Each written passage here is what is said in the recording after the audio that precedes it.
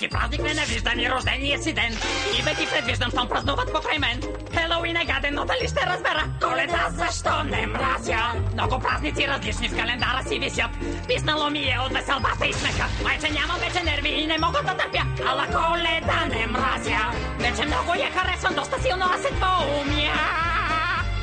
Но е време да призная, че е нужно да узная как така съм на ръба.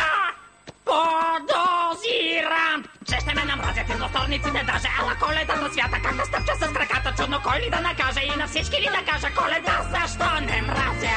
Мразя кучета и котки, префасунени походки, слънцето дори намразих, невъзможно ми е даже да работя за доброто, щом избрал да съм злото. Коледа защо не мразя? Детството ми бе ужасно, ала Коледата бе мечта.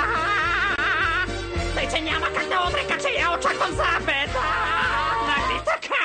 Да, как да ти докажа, че съм лошото момче и че мога без да мигам да прекарам нощи две. През главата ми минават най-ужасните неща, ала Коледа не мразя.